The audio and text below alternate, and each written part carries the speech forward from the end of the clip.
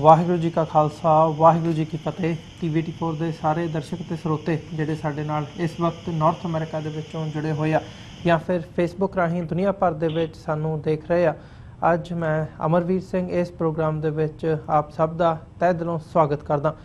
Viewers, ਅਸੀਂ ਜਿਵੇਂ ਕਿ ਦੇਖਦੇ ਹਾਂ ਕਿ ਕਰਤਾਰਪੁਰ ਲਾਂਘੇ ਨੂੰ ਲੈ ਕੇ ਕਿਵੇਂ ਜਿਹੜੀ ਪੰਜਾਬ ਦੀ ਸਿਆਸਤ ਹੈਗੀ ਹੈ ਇਸ ਵਕਤ ਉਹ ਗਰਮਾਈ ਹੋਈ ਹੈ। ਜਿਹੜੇ ਇਸ वक्त पंजाब के कैबिनेट मिनिस्टर ने नवजोत सिंह सिद्धू जदों वो पंजाब तो इमरान खान जिहड़े कि पाकिस्तान के नवे प्रधानमंत्री बने ने उन्हां दी स्वेरिंग इन सैरेमनी दे विच उत्थे शामिल होने लई गए सी, उदों ये जिहड़ा इशू हैगा हाईलाइट होया सी। नवजोत सिंह सिद्धू के मुताबक पाकिस्तान के जिहड़े फौजी मुखी हैगे आ जनरल बाजवा उन्होंने इस गल की हामी भरी सी कि असीं गुरु नानक साहब का जिहड़ा प्रकाश दिहाड़ा आ रहा है, वरेगंढ आ रही है, उस मौके ते करतारपुर लांघा सिख संगतां दे लई असीं खोल देंगे। इस इशू नूं मुख रखदे होए भारत दे विच जिथे विरोध होया उत्थे वक्खो वक्खरे प्रतिक्रम पंजाब दी जिहड़ी असैंबली हैगी आ पंजाब असैंबली दे वल्लों यूनैनिमसली सर्बसम्मति दे नाल इस दे हक दे विच मता पास किया गया। पर लेटली जिहड़ी सियासत चल रही है जिथे केंद्र सरकार वालों किते ना किते इस मामले दे विच आनाकानी की जा रही है, ना पक्षी रवैया केंद्र सरकार वालों शो किया जा रहा है। उत्थे ही पंजाब दे विच जिहड़ी अकाली दल बादल की लीडरशिप हैगी है उन्होंने पाकिस्तान नूं क्वेश्चन किया है कि की जिहड़ा उन्हां वालों यह अप्रोच की गई है या ये गल कही गई है उहदी ऑथेंटिसिटी ते सवाल चुकया गया कि की ये गल सही हैगी है कि ऑफिशियली पाकिस्तान ने भारत नूं अप्रोच किया या नहीं। एक व्यू ये भी आउंदा है कि इहदे ते केंद्र सरकार दा की रवैया हैगा। सो ओवरऑल असीं इस इशू दे उपर अज गलबात करांगे। इस सारी गलबात दे लई अज साडे नाल दिल्ली तो उगे पत्रकार आम आदमी पार्टी दे साबका MLA सरदार जरनैल सिंह साडे नाल फोन लाइन ते बने हुए ने। आओ उन्हां नाल मिल के अज दी विचार चर्चा की शुरुआत करते हैं। जरनैल सिंह जी, तुहाडा स्वागत है जी। वाहिगुरू जी का खालसा वाहिगुरू जी की फतेह। वाहिगुरू जी का खालसा वाहिगुरू जी की फतेह। जरनैल सिंह जी, की कहना चाहोगे खास तौर पर जदों असीं केंद्र सरकार के रवैये की गल करते हैं इस सारे इशू के उपर जिहड़ा कि करतारपुर लांघे का हैगा, पंजाब की सियासत तो पंजाब की सियासत बारे गलबात करन तो पहलां या जिहड़े वक्खो वक्खरे प्रतिक्रम हैगे आ ये सारे इशू के उपर मैं तुहाडे विचार केंद्र सरकार के रवैये बारे जरूर जानना चाहूँगा कि तुहाडा की कहना हैगा जिस हिसाब नाल मोदी सरकार इस सारे पार्ट नूं डील कर रही है। पहला तो मैंने इस गल का बड़ा अफसोस है कि सिख कौम एक ऐसी कौम है कि जिन्होंने अपने रहबरां दे अपने गुरु नानक साहब जिन्होंने मारिया सिक्का जगत विच नानक निर्मल पंथ चलाया, पंथ चलाने वालियां दे इतिहासक स्थानां वास्ते भी दूजियां दे अगे मिन्नतां करनियां पैंदियां। किसी और दर्शन बारे करने हैं वो सानू ऐसी कौम कैसी शायद कोई कौम होए कि पूरी दुनिया अंदर जी सिख कौम की हालात है। इहदा जो इतिहासक पिछोकड़ आपां पहला शुरू करिए कि करतारपुर साहब भाई गुरदास जी कहते हैं कि फिर बाबा आया करतारपुर एक उदासी सबल उतारा संसारी कपड़े मंजी बैठ किया उतारा। जो महाराज अपनी उदासियों के बाद सारे संसार दे विच सारे सरल संसार में उतारन तो बाद आए नहीं तो फिर करतारपुर च आके वसे ने। करतारपुर के विच आके उन्होंने मंजी लाई गद्दी लाई है वो करतारपुर साहब है। ਹੁਣ 550 ਸਾਲਾ ਗੁਰੂ ਨਾਨਕ ਸਾਹਿਬ ਮਹਾਰਾਜ ਦਾ ਪ੍ਰਕਾਸ਼ ਪੁਰਬ ਦਾ ਆ ਰਿਹਾ ਹੈ ਤੇ ਉਸ ਵੇਲੇ ਸੰਗਤਾਂ ਉੱਥੇ ਜਾਣਾ ਚਾਹੁੰਦੀਆਂ ਨੇ। ਹੁਣ 1947 ਦੀ ਵੰਡ ਦਾ ਸਭ ਤੋਂ ਵੱਡਾ ਨੁਕਸਾਨ ਜਿਹੜਾ ਹੋਇਆ ਉਹ ਸਾਨੂੰ ਹੋਇਆ, ਪੰਜਾਬੀਆਂ ਨੂੰ ਹੋਇਆ ਤੇ ਖਾਸ ਕਰ ਸਿੱਖਾਂ ਨੂੰ ਹੋਇਆ। ਤੇ ਉਹਦੇ ਵਿੱਚ ਸਾਡੇ ਕੋਲ ਗੁਰਦੁਆਰਾ ਨਨਕਾਣਾ ਸਾਹਿਬ, ਸਾਡੇ ਕੋਲ ਗੁਰੂ ਨਾਨਕ ਸਾਹਿਬ ਦਾ ਜਨਮ ਸਥਾਨ ਹੀ ਨਹੀਂ। ਗੁਰੂ ਨਨਕਾਣਾ ਸਾਹਿਬ, ਪੰਜਾ ਸਾਹਿਬ, ਡੇਰਾ ਸਾਹਿਬ ये साडे कोलों विछड़ गए ने ते करतारपुर साहब। तो हुण करतारपुर साहब जिहड़ा है ये गुरदासपुर तो बार्डर तो 4-4.5 किलोमीटर दूर ही है जी। ਜੇ ਉਸ ਵੇਲੇ ਜਦੋਂ ਵੰਡ ਕੀਤੀ ਗਈ ਸੀ ਤੇ ਘੱਟੋ ਘੱਟ ਇਹ ਸਥਾਨ ਗੁਰੂ ਨਾਨਕ ਸਾਹਿਬ ਦਾ ਮੇਨ ਜਿਹੜਾ ਹੈ ਇਹ ਵੀ ਇਸ ਪਾਸੇ ਰੱਖ ਲਿੱਤਾ ਜਾਂਦਾ, ਪਰ ਇਹ ਨਹੀਂ ਹੋਇਆ। ਤੇ ਹੁਣ ਜਿਹੜਾ ਮੈਨੂੰ ਯਾਦ ਹੈ ਕਿ ਜਿਹੜੇ ਪੁਰਾਣੇ ਟਕਸਾਲੀ ਲੀਡਰ ਹੁੰਦੇ ਸੀ ਅਕਾਲੀਆਂ ਦੇ, ਟਕਸਾਲੀ ਕੁਲਦੀਪ ਸਿੰਘ ਵਡਾਲਾ, ਉਹ ਇਸ ਨੂੰ ਲੈ ਕੇ ਕਾਫੀ ਉਹਨਾਂ ਨੇ ਮਿਹਨਤ ਕੀਤੀ। ਉਹ ਜਾ ਕੇ ਇਸ ਲਾਂਘੇ ਦੀ ਮੰਗ ਕਰਦੇ ਹੁੰਦੇ ਸੀ ਕਿ ਇੱਕ ਬਾਰਡਰ ਤੇ ਜਾ ਕੇ ਫਿਰ ਆਪਣਾ ਇੱਕ ਤਰ੍ਹਾਂ ਦੀ ਉਹਨਾਂ ਨੇ ਇਹ ਮੁਹਿੰਮ ਚਲਾਈ। ਇਹ ਕੋਈ ਨਵਜੋਤ ਸਿੰਘ ਸਿੱਧੂ ਨੇ ਕਦੇ ਮੁਹਿੰਮ ਨਹੀਂ ਚਲਾਈ, ਨਾ ਇਹਨੇ ਕਦੇ ਨਾਂ ਦਾ ਨਾਰਾ ਮਾਰਿਆ, ਤੇ ਨਾ ਇਹਨੇ ਕਦੇ ਕਰਤਾਰਪੁਰ ਲਾਂਘੇ ਦੀ ਕਦੇ ਗੱਲ ਕੀਤੀ, ਨਾ ਹੀ ਮੈਨੂੰ ਲੱਗਦਾ ਇਹਨੂੰ ਕਦੇ ਪਤਾ ਹੋਣੀ। ਇਹ ਤਾਂ ਗਿਆ ਸੀ ਆਪਣੇ ਕ੍ਰਿਕਟਰ ਦੋਸਤ ਇਮਰਾਨ ਖਾਨ ਦੇ ਉਹਨੂੰ ਜਦੋਂ ਪ੍ਰਧਾਨ ਮੰਤਰੀ ਬਣਾਉਣੇ ਉਹਦੇ ਵਾਸਤੇ ਗਿਆ ਸੀ। ਇਹ ਕਿਹੜਾ ਉੱਥੇ ਕਰਤਾਰਪੁਰ ਲਾਂਘੇ ਦੀ ਗੱਲ ਕਰਨ ਗਿਆ ਸੀ। ਇਹ ਤਾਂ ਜਨਰਲ ਬਾਜਵਾ ਨੇ ਇਹਨੂੰ ਦੱਸਿਆ ਕਿ ਬਈ ਅਸੀਂ ਇਹਦੇ ਬਾਰੇ ਵਿਚਾਰ ਕਰ ਰਹੇ, ਜਿਹੜੀ ਬੜੀ ਲੰਬੀ ਮੰਗ ਹੈ, ਤੇ ਇਹਨੇ ਆ ਕੇ ਇੱਥੇ ਦੱਸਿਆ ਵੀ ਉਹ ਏਦਾਂ ਉਹਨਾਂ ਨੇ ਦੱਸਿਆ ਸੀ। ਉਹਦੇ ਉੱਤੇ ਰਾਜਨੀਤੀ ਏਦਾਂ ਘੁਮਾਉਣੀ ਸ਼ੁਰੂ ਹੋ ਗਈ। ਜਿੱਦਾਂ ਹਿੰਦੁਸਤਾਨ ਦੀ ਸਰਕਾਰ ਨੇ ਇੱਥੋਂ ਰਿਐਕਟ ਕੀਤਾ, ਉੱਥੋਂ ਅਕਾਲੀਆਂ ਨੇ ਰਿਐਕਟ ਕੀਤਾ, ਤੇ ਉਹਦੇ ਨਾਲ ਇਸ਼ੂ ਬਣਦਾ ਗਿਆ। ਤੇ ਉਹਨੂੰ ਨਵਜੋਤ ਸਿੰਘ ਸਿੱਧੂ ਨੂੰ ਕੈਸ਼ ਕਰਨਾ ਚਾਹ ਰਿਹਾ, ਪਰ ਨਵਜੋਤ ਸਿੰਘ ਸਿੱਧੂ ਨੇ ਕਦੇ ਕਰਤਾਰਪੁਰ ਲਾਂਘੇ ਦੀ ਕੋਈ ਲੜਾਈ ਲੜੀ ਨਹੀਂ। ਠੀਕ ਹੈ ਕਿ ਹੁਣ ਉਸਨੇ ਉਸ ਗੱਲ ਕੀਤੀ ਹੈ, ਪਰ ਕਰਤਾਰਪੁਰ ਲਾਂਘੇ ਦੇ ਉੱਤੇ ਜੋ ਮੋਦੀ ਸਰਕਾਰ ਕਹਿ ਰਹੀ ਹੈ ਕਿ ਸਾਡੇ ਕੋਲ ਕੋਈ ਇਹੋ ਜਿਹਾ ਪ੍ਰਪੋਜ਼ਲ ਨਹੀਂ ਹੈ। ਕੱਲ ਜਦੋਂ ਜਨਰਲ VK ਸਿੰਘ ਦੀ ਇਹ ਸਟੇਟਮੈਂਟ ਆਈ, ਫਿਰ ਸਾਡੇ ਕੋਲ ਇਹੋ ਜਿਹਾ ਕੋਈ ਪ੍ਰਪੋਜ਼ਲ ਨਹੀਂ ਹੈ ਜੀ। ਤੇ ਬੜੀ ਸ਼ਰਮ ਦੀ ਗੱਲ ਹੈ ਕਿ ਇੰਨੇ ਲੰਮੇ ਸਮੇਂ ਤੋਂ ਸਿੱਖ ਇਹ ਮੰਗ ਕਰ ਰਹੇ ਨੇ, ਤੇ ਤੁਸੀਂ ਕਹਿ ਰਹੇ ਹੋ ਕਿ ਸਾਡੇ ਕੋਲ ਕੋਈ ਪ੍ਰਪੋਜ਼ਲ ਹੀ ਨਹੀਂ, ਜਦਕਿ ਅਜੇ ਪਿਛਲੇ ਅਜੇ ਸਾਲ ਹੀ ਨਹੀਂ ਹੋਇਆ ਜਦੋਂ ਇਹ ਮਾਨਸਰੋਵਰ ਕੈਲਾਸ਼ ਯਾਤਰਾ ਕਰਨੀ ਹੁੰਦੀ ਹੈ। ਇਹਨਾਂ ਦਾ ਕੈਲਾਸ਼ ਤੇ ਮਾਨਸਰੋਵਰ ਜਿਹੜਾ ਹੈ ਇਹ ਚਾਈਨਾ ਚ ਪੈਂਦਾ, ਤੇ ਜਾਂ ਨੇਪਾਲ ਵਾਲੇ ਪਾਸੋਂ ਵੀ ਹੁੰਦੀ ਹੈ ਯਾਤਰਾ। ਤੇ ਜਦੋਂ ਚਾਈਨਾ ਨਾਲ ਡੋਕਲਾ ਵਾਲੇ ਪੰਗੇ ਨੂੰ ਲੈ ਕੇ ਇਹਨਾਂ ਦਾ ਚੱਲ ਨਹੀਂ ਰਿਹਾ ਸੀ, ਗੱਲਬਾਤ ਨਹੀਂ ਹੋ ਪਾ ਰਹੀ ਸੀ, ਆਪਸ ਚ ਝਗੜਾ ਜਿਹਾ ਚੱਲ ਰਿਹਾ ਸੀ ਬਾਰਡਰ ਦੇ ਉੱਤੇ, ਤੇ ਫਿਰ ਉਹਦੇ ਤੇ ਦਿੱਕਤ ਆ ਰਹੀ ਸੀ। ਫਿਰ ਇਹਨਾਂ ਨੇ ਉੱਥੋਂ ਦੀ ਨੇਪਾਲ ਵਾਲੇ ਪਾਸੋਂ ਕੋਈ ਦਿੱਕਤ ਹੋ ਰਹੀ ਸੀ, ਤੇ ਫਿਰ ਇਹਨਾਂ ਨੇ ਚਾਈਨਾ ਨਾਲ ਫਿਰ ਗੱਲ ਕੀਤੀ ਇਹਨਾਂ ਨੇ, ਤੇ ਇੱਥੋਂ ਤੱਕ ਕਿ ਸੁਸ਼ਮਾ ਸਵਰਾਜ ਵਿਦੇਸ਼ ਮੰਤਰੀ ਨੇ ਵੀ ਗੱਲ ਕੀਤੀ, ਸਰਕਾਰ ਤੋਂ ਅਫੀਸ਼ੀਅਲ ਤੌਰ ਉੱਤੇ ਗੱਲ ਕੀਤੀ ਵੀ ਸਾਨੂੰ ਨਾਥੂਲਾ ਪਾਸ ਜਿਹੜਾ ਇੱਥੋਂ ਵੀ ਕਹਿੰਦਾ ਪੈਂਦਾ, ਉੱਥੋਂ ਵੀ ਸਾਨੂੰ ਲੰਘਾ ਦਿੱਤਾ ਜਾਏ ਕਿ ਵੀ ਜਾ ਕੇ ਉੱਥੇ ਜਿਹੜਾ ਸਾਡੇ ਜਿਹੜੇ ਯਾਤਰੀ ਨੇ ਉਹ ਜਾ ਕੇ ਉੱਥੋਂ ਦੀ ਯਾਤਰਾ ਕਰਾਇਆ ਕਰਨ ਤੇ ਕੈਲਾਸ਼ ਹੋ ਕੇ ਤੇ ਮਾਨਸਰੋਵਰ ਦੀ ਯਾਤਰਾ ਕਰਨ। ਹੁਣ ਤਾਂ ਰਾਹੁਲ ਗਾਂਧੀ ਵੀ ਗਿਆ ਸੀ।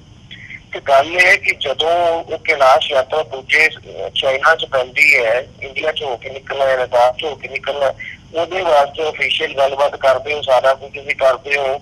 ਤੇ ਜਦੋਂ ਕਰਤਾਰਪੁਰ ਲਾਂਘਾ 4.5 ਕਿਲੋਮੀਟਰ ਵੀ ਨਹੀਂ ਹੈ, ਤੇ ਦੂਜੀ ਧਿਰ ਜਿਹੜੀ ਜਿਵੇਂ ਪਾਕਿਸਤਾਨ ਨੇ ਲਾਂਘਾ ਦੇਣਾ ਉਹ ਤਿਆਰ ਹੈ, ਉਹਨਾਂ ਦਾ ਜਿਹੜਾ ਵਿਦੇਸ਼ ਮੰਤਰੀ ਹੈ ਚੌਧਰੀ, ਸੂਚਨਾ ਮੰਤਰੀ, ਉਹ ਕਹਿੰਦਾ ਕਿ ਅਸੀਂ ਤਿਆਰ ਆ, ਉਹਦੇ ਤੇ ਟਿਕਟ ਲਾਵਾਂਗੇ, ਏਦਾਂ ਉੱਥੇ ਸੜਕ ਬਣਾਉਣੀ ਪੈਣੀ, ਉਹ ਸਾਰੀ ਗੱਲ ਕਰ ਰਿਹਾ ਹੈ। ਤੇ ਤੁਸੀਂ ਜਿਹੜਾ ਹੈ ਤੁਸੀਂ ਕਹਿੰਦੇ ਪ੍ਰਸਤਾਵ ਨਹੀਂ ਹੈ। ਗੱਲ ਹੈ ਕਿ ਸਿੱਖ ਸਾਰਿਆਂ ਤੋਂ ਜ਼ਿਆਦਾ ਭਾਰਤ ਦੇ ਵਿੱਚ ਵਸਦੇ ਹੈ, ਤੇ ਭਾਰਤ ਦੇ ਸਿੱਖ ਖਾਸ ਕਰਕੇ ਇਹ ਮੰਗਦੇ ਕਿ ਸਾਨੂੰ ਉੱਧਰ ਜਾਣਾ ਹੈ।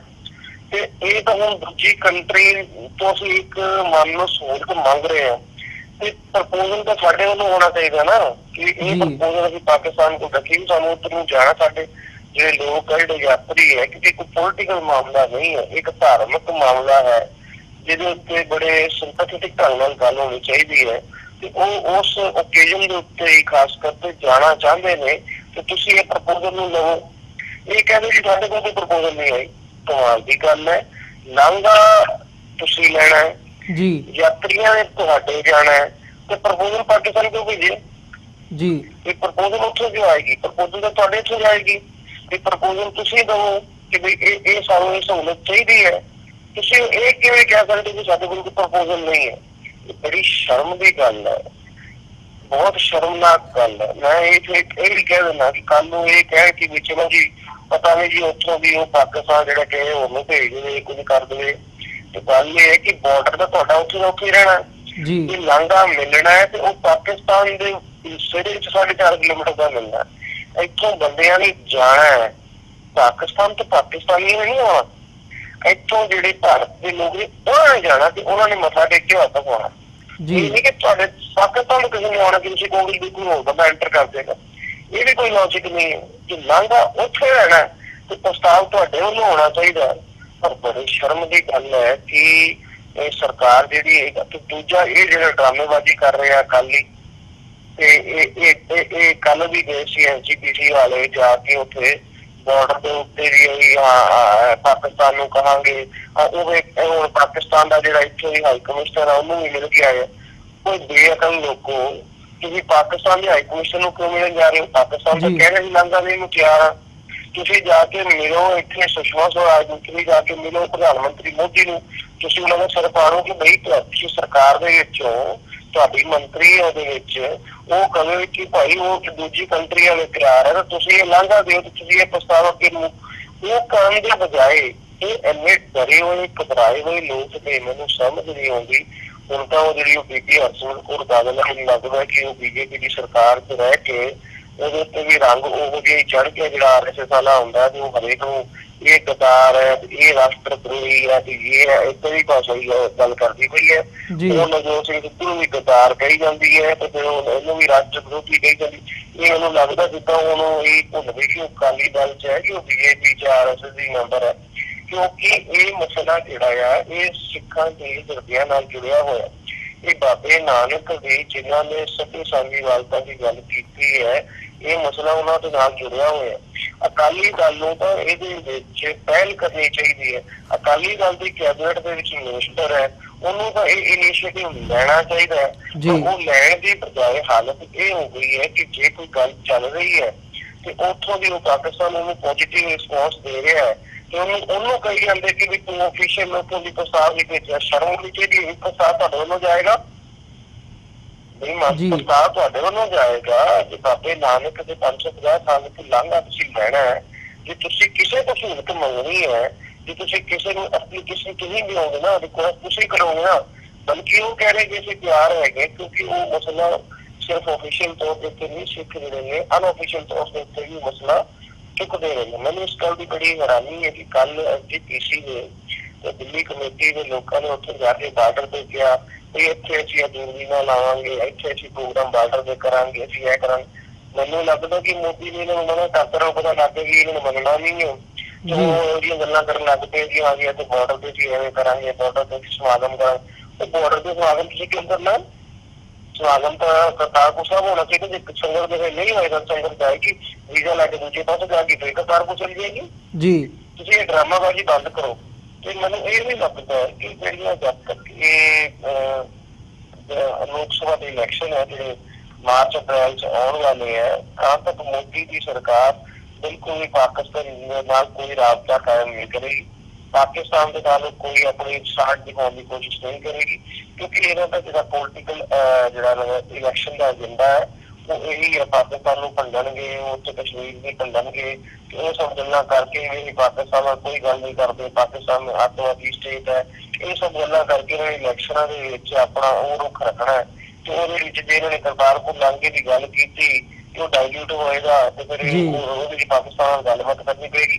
ਤੇ ਇਹ ਜਦ ਤੱਕ ਇਹਨਾਂ ਦਾ ਇਲੈਕਸ਼ਨ ਹੈ ਹੁੰਦਾ ਰਹੀ, ਕੁਝ ਸਮਾਂ ਨਹੀਂ ਗਿਆ, 4-6 ਮਹੀਨੇ ਰਹਿ ਗਏ ਹੈ ਤੇ ਇਹਨਾਂ ਨੇ ਉਹ BJP ਬਿਲਕੁਲ ਨਹੀਂ ਕਰਨਾ ਚਾਹੁੰਦੀ। ਦੂਜੀ ਗੱਲ ਜਿਹੜੀ ਹੈ ਕਿ ਫੈਸਲਾ ਮੈਨੂੰ ਲੱਗਦਾ ਕਿ ਫਿਰ ਜਿਹੜੀ ਵੀ ਨਵੀਂ ਸਰਕਾਰ ਬਣੇਗੀ, ਕਿਉਂਕਿ ਅਜੇ ਥੋੜਾ ਜਿਹਾ ਸਮਾਂ ਹੈ 2019 ਦੇ ਵਿੱਚ, ਉਹ ਸਰਕਾਰ ਹੀ ਇਸ ਬਾਰੇ ਕੋਈ ਫੈਸਲਾ ਕਰ ਚੁੱਕੇਗੀ ਕਿ ਵੀ ਇਹਦੇ 'ਚ ਕੀ ਕਰਨਾ ਹੈ ਕੀ ਨਹੀਂ ਕਰਨਾ। ਮੈਨੂੰ ਲੱਗਦਾ ਪਾਕਿਸਤਾਨ ਦੀ ਗਵਰਨਮੈਂਟ ਵੀ ਸ਼ਾਇਦ ਸੋਚਦੀ ਹੋਣੀ ਹੈ ਕਿ ਵੀ ਜਦੋਂ ਇਮਰਾਨ ਖਾਨ ਦੀ ਗਵਰਨਮੈਂਟ ਜੇ ਨਵੀਂ ਆਈ ਹੈ ਤੇ ਇਹ 6 ਮਹੀਨੇ 'ਚ ਗਵਰਨਮੈਂਟ ਦਾ ਪਤਾ ਨਹੀਂ ਗਿਆ ਕਿ ਇਹਨੇ ਆਉਣਾ ਦੁਬਾਰਾ ਕਿ ਨਹੀਂ ਆਉਣਾ ਜਾਂ ਜੋ ਵੀ ਹੈ। ਨਵੀਂ ਗਵਰਨਮੈਂਟ ਨਾਲ ਗੱਲਬਾਤ ਹੋਏਗੀ ਜਾਂ ਕੀ ਹੋਏਗਾ ਉਹ ਮੈਂ ਨਹੀਂ ਜਾਣਦਾ, ਪਰ ਇਹ ਹੈ ਕਿ ਇਹਨਾਂ ਦੇ ਦਿਲ ਦੇ ਵਿੱਚ ਇਹੀ ਹੈ ਕਿ ਇਹਨਾਂ ਨੇ ਪਾਕਿਸਤਾਨ ਨੂੰ ਤਾਂ ਕੋਈ ਦੁਸ਼ਮਣ ਦਿਖਾ ਕੇ ਤੇ ਫਿਰ ਆਪਣੇ ਇਲੈਕਸ਼ਨ ਦੇ ਵਿੱਚ ਫਾਇਦਾ ਲੈਣਾ। ਦੂਜੀ ਗੱਲ ਜਿਹੜੀ ਹੈ ਵੀ ਸਿੱਖਾਂ ਦੀ ਗੱਲ ਨੂੰ ਇਹਨਾਂ ਨਾਲ ਗੌਰ ਕਰਦੇ ਨੇ ਕਿ ਅਕਾਲੀ ਜਿਹੜੇ ਬਿਲਕੁਲ ਵਿਕੇ ਹੋਏ ਆ, ਉਹਨਾਂ ਨੇ ਤਾਂ ਕੋਈ ਗੱਲ ਕਰਨੀ ਨਹੀਂ ਤੇ ਉਹਨਾਂ ਨੇ ਤਾਂ ਹੁਣ ਬਿਲਕੁਲ ਇਹਨਾਂ ਦਾ ਰਾਗ ਬਣਾਉਣਾ ਸ਼ੁਰੂ ਕਰ ਦਿੱਤਾ ਵੀ ਜਾ ਕੇ ਪਾਕਿਸਤਾਨ ਦੇ ਹਾਈ ਕਮਿਸ਼ਨਰ ਨੂੰ ਥੋੜਾ ਨੂੰ ਇਹ ਨਹੀਂ ਕਹਿ ਸਕਦੇ ਕਿ ਪਾਕਿਸਤਾਨ ਝੂਠੀ ਬੋਲੀ ਜਾਂਦਾ ਜੀ। ਬੜੀ ਅਧੋਗਤੀ ਵਾਲੀ ਹਾਲਤ ਹੈ ਕਿ SGPC ਤੇ ਅਕਾਲੀ ਦਲ ਦੇ ਵਿੱਚ ਇਹ ਸੱਚ ਹੋਣਾ ਚਾਹੀਦਾ ਸੀ ਕਿ ਵੀ ਗੁਰੂ ਨਾਨਕ ਸਾਹਿਬ ਮਹਾਰਾਜ ਦਾ ਪ੍ਰਕਾਸ਼ ਪੁਰਬ ਆ ਰਿਹਾ ਤੇ ਸਾਨੂੰ ਲਾਂਘਾ ਮਿਲਣ ਪਾਕਿਸਤਾਨ ਤਿਆਰ ਆ ਤੇ ਮੋਰਚਾ ਲਾਉਣ ਨੂੰ ਤਿਆਰ ਆ। ਇਹ ਤਾਂ ਮੋਰਚਾ ਲਾ ਦਿੰਦੇ ਨੀ ਜਦੋਂ ਲਾਉਣ ਦੀ ਗੱਲ ਹੈ, ਸਿੱਖਾਂ ਦੇ ਹਿਰਦਿਆਂ ਦੀ ਗੱਲ ਹੈ।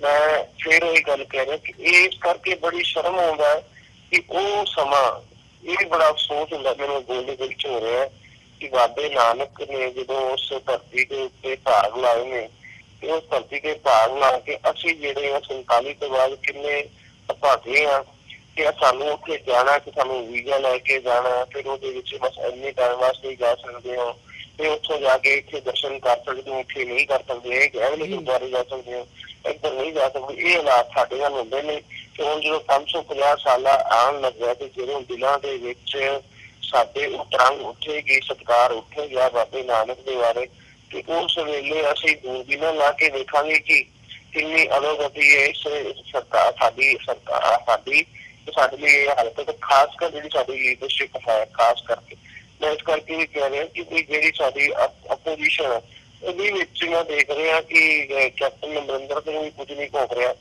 ਨਾ ਕੁਝ ਬੋਲ ਰਿਹਾ, ਨਾ ਕੋਈ ਹੋਰ ਕੁਝ ਬੋਲ ਰਿਹਾ। ਇਹ ਤੇ ਸਿੱਧੂ ਚਲੋ ਠੀਕ ਹੈ ਕਿ ਉੱਥੇ ਗਿਆ ਤੇ ਉਹਨਾਂ ਨੇ ਕਿਹਾ ਕਿ ਕਰਤਾਰਪੁਰ ਲੰਘਾ ਆਪਾਂ ਪੜਨਾ। ਹਾਂ, ਪਹਿਲਾਂ ਪ੍ਰਤਾਪ ਸਿੰਘ ਬਾਜਵਾ ਨੇ ਗੱਲ ਜ਼ਰੂਰ ਕੀਤੀ ਸੀ ਕਿ ਵੀ ਤੁਸੀਂ ਜਿੱਦਾਂ ਪਹਿਲਾਂ ਕੋਈ ਪਿੰਡ ਆਪਸ ਚ ਅਗਲਾ ਬਦਲੀ ਕੀਤੀ ਸੀ, ਇਹ 4.5 ਕਿਲੋਮੀਟਰ ਦਾ ਏਰੀਆ ਪੈਂਦਾ, ਇਹ ਏਰੀਆ ਕਰਤਾਰਪੁਰ ਸਾਹਿਬ ਤੱਕ ਸਾਨੂੰ ਦੇ ਦਿਓ, ਬਾਰਡਰ ਨੂੰ ਥੋੜਾ ਜਿਹਾ ਕੀਤਾ ਰੀਅਲਾਈਜ਼ ਕੀਤਾ ਜਾ ਸਕਦਾ ਕਿ ਤੁਸੀਂ ਜਿਹੜੇ ਕੋਈ ਇਲਾਕੇ ਜਿੱਥੇ ਕੋਈ ਵਸੋਂ ਨਹੀਂ ਹੈ ਜਾਂ ਕੁਝ ਵੀ ਹੈ ਉਹ ਥੋੜਾ ਜਿਹਾ ਉੱਧਰ ਨੂੰ ਦੇ ਦਿੱਤਾ ਜਾਏ।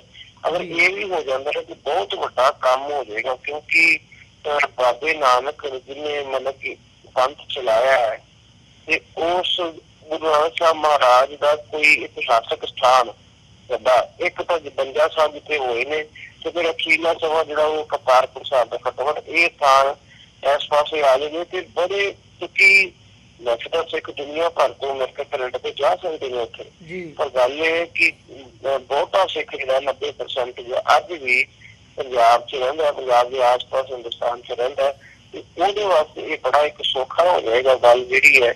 ਤੇ ਚਲੋ ਮਹਾਰਾਜ ਕਹਿੰਦਾ ਹੱਥ ਸਮਾਪਤ ਦੇ ਲਈ ਮੈਂ ਤੇ ਕਹਿੰਦਾ ਸਾਰੀ ਰਾਜਨੀਤੀ ਪਿੱਛੇ ਛੱਡੀ ਜਾਏ।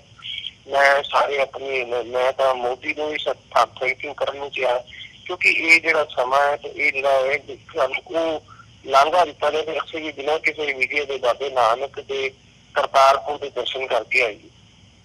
ਜੀ ਬਿਲਕੁਲ ਜਰਨੈਲ ਸਿੰਘ ਜੀ, ਤੁਸੀਂ ਬੜੇ ਵੈਲਿਡ ਜਿਹੜੇ ਪੁਆਇੰਟਸ ਹੈਗੇ ਆ ਉਹ ਉਠਾਏ ਨੇ, ਜਿਵੇਂ ਜਿਹੜਾ ਨਥੂਲਾ ਪਾਸ ਹੈਗਾ ਉੱਥੇ ਦਾ ਕਿ ਮਾਨਸਰੋਵਰ ਜਾਣ ਦੇ ਲਈ ਜੇ ਗੱਲਬਾਤ ਕੀਤੀ ਜਾ ਸਕਦੀ ਹੈ ਚੀਨ ਦੇ ਨਾਲ ਤਾਂ ਪਾਕਿਸਤਾਨ ਦੇ ਨਾਲ ਕਰਤਾਰਪੁਰ ਲਾਂਘੇ ਦੇ ਲਈ ਕਿਉਂ ਨਹੀਂ। ਅਤੇ ਇਹ ਵੀ ਬੜੀ ਇੱਕ ਤੁਸੀਂ ਜਿਹੜੀ ਸਹੀ ਗੱਲ ਕੀਤੀ ਹੈਗੀ ਹੈ ਕਿ ਜਿਹੜਾ ਪ੍ਰਪੋਜ਼ਲ ਹੈਗਾ ਕਰਤਾਰਪੁਰ ਲਾਂਘੇ ਨੂੰ ਅਮਲੀ ਜਾਮਾ ਪਹਿਨਾਉਣ ਦਾ ਉਹ ਭਾਰਤ ਵੱਲੋਂ ਜਾਣਾ ਚਾਹੀਦਾ, ਨਾ ਕਿ ਪਾਕਿਸਤਾਨ ਵੱਲੋਂ ਉਹਦੀ ਐਕਸਪੈਕਟੇਸ਼ਨ ਕਰਨੀ ਚਾਹੀਦੀ ਹੈ, ਜਿਵੇਂ ਕਿ ਅਕਾਲੀ ਦਲ ਬਾਦਲ ਦੇ ਜਿਹੜੇ ਆਗੂ ਹੈਗੇ ਆ ਉਹ ਇਸ ਵਕਤ ਕਰ ਰਹੇ ਆ।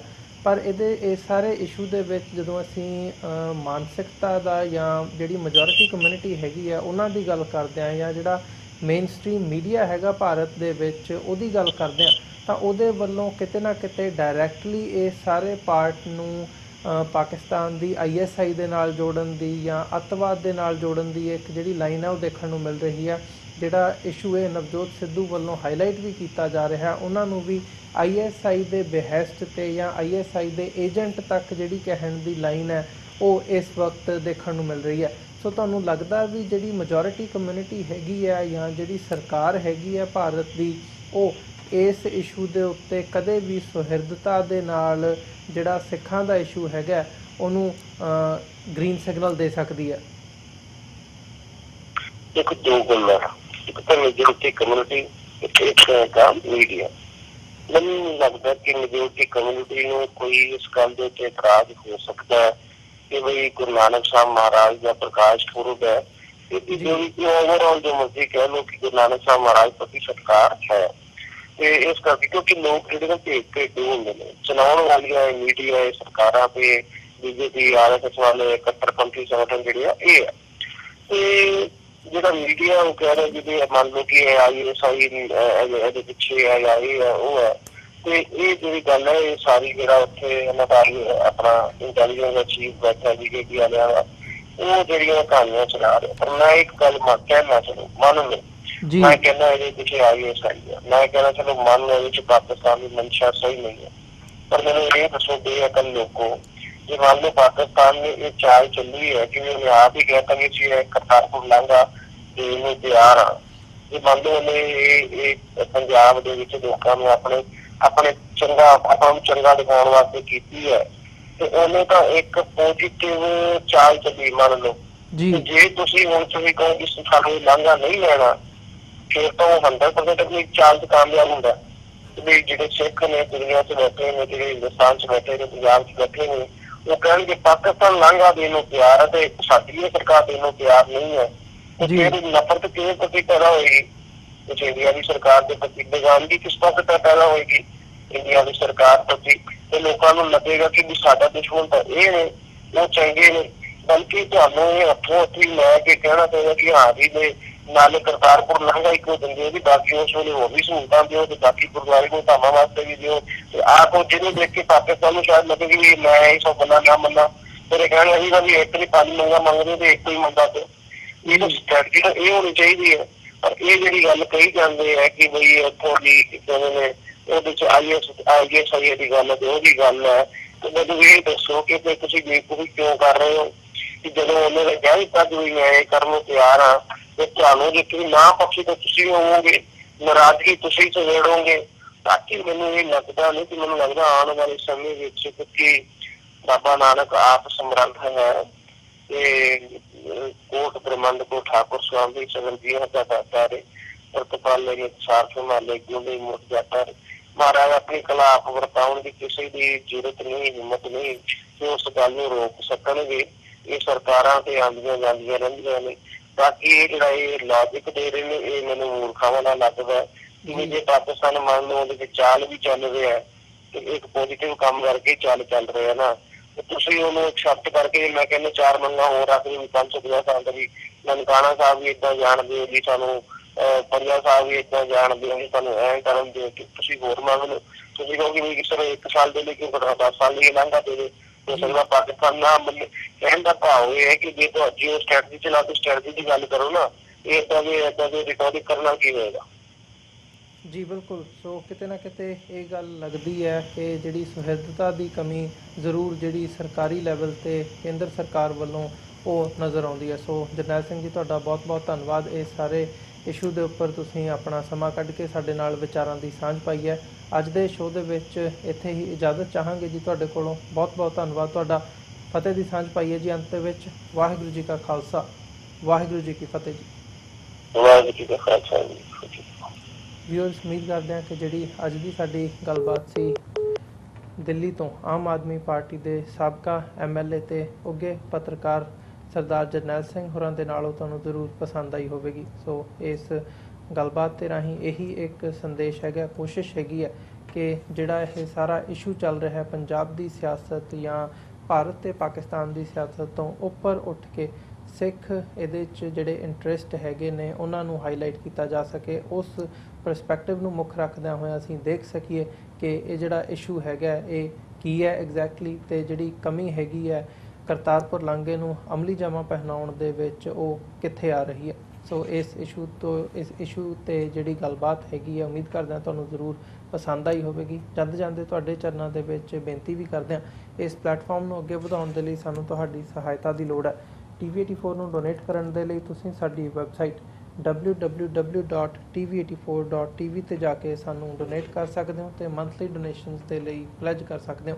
ਜੇ ਚੈੱਕ ਰਾਹੀਂ ਡੋਨੇਸ਼ਨਸ ਭੇਜਣੀਆਂ ਚਾਹੁੰਦੇ ਹੋ ਤਾਂ TV84 ਦੇ ਨਾਂ ਦਾ ਚੈੱਕ ਬਣਾ ਕੇ ਤੁਸੀਂ ਸਾਨੂੰ ਸਾਡੇ ਐਡਰੈਸ 'ਤੇ ਮੇਲ ਕਰ ਸਕਦੇ ਹੋ। 3601 37th ਐਵਨਿਊ, ਲੌਂਗ ਆਈਲੈਂਡ ਸਿਟੀ, ਨਿਊਯਾਰਕ 11101। ਵੈਬਸਾਈਟ ਇੱਕ ਵਾਰ ਫਿਰ ਦੱਸਦੇ ਹਾਂ www.tv84.tv। ਇਸੇ ਦੇ ਨਾਲ ਵਿਊਅਰਸ, ਅਸੀਂ ਅੱਜ ਦੇ ਪ੍ਰੋਗਰਾਮ ਦੇ ਵਿੱਚ ਤੁਹਾਡੇ ਕੋਲੋਂ ਇੱਥੇ ਹੀ ਇਜਾਜ਼ਤ ਚਾਹਾਂਗੇ। ਦੁਬਾਰਾ ਫਿਰ ਕੱਲ੍ਹ ਨੂੰ ਤੁਹਾਡੇ ਨਾਲ ਮੁਲਾਕਾਤ ਹੋਵੇਗੀ। ਤਦ ਤੱਕ ਲਈ ਇਜਾਜ਼ਤ ਦਿਓ ਜੀ। ਵਾਹਿਗੁਰੂ ਜੀ ਕਾ ਖਾਲਸਾ, ਵਾਹਿਗੁਰੂ ਜੀ ਕੀ ਫਤਿਹ।